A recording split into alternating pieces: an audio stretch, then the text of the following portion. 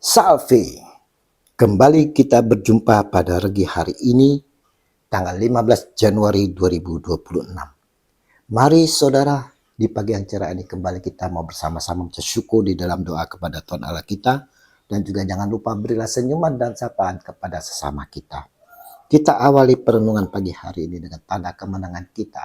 Dalam nama Bapa dan Putra dan Roh Kudus. Amin. Datanglah dengan penuh kerendahan hati. Bacaan liturgi hari ini diambil dari bacaan pertama 1 Samuel 4 ayat 1 sampai dengan 11 dan Injil Markus 1 ayat 40 sampai dengan 45.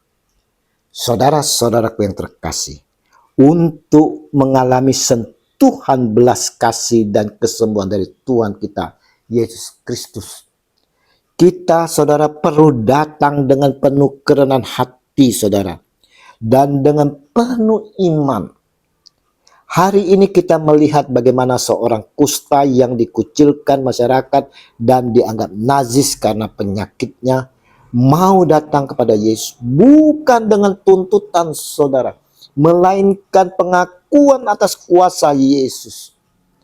Jika engkau mau, engkau dapat.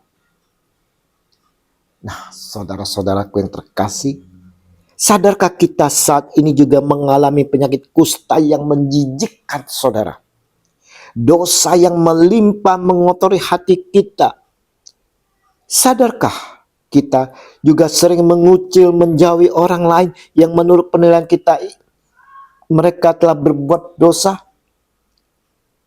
Sadarkah kita ini mengalami penyakit kusta secara rohani?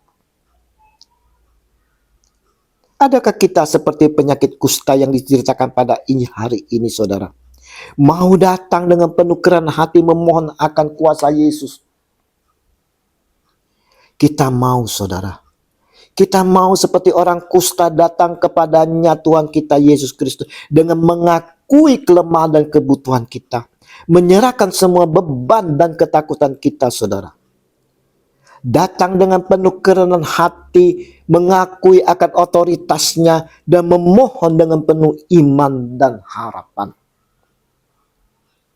Biarlah kita boleh mengalami apa yang dialami orang kusta ini saudara, di mana tergerak hatinya oleh belas kasihan.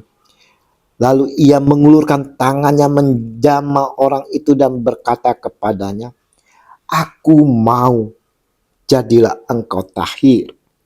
Markus 1 ayat 41.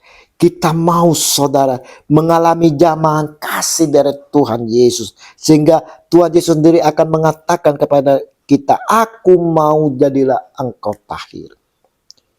Ingat, Yesus tidak hanya mampu, tetapi juga saudara mau menyembuhkan, mengampuni dan memulihkan hidup kita meskipun kita merasa tidak layak.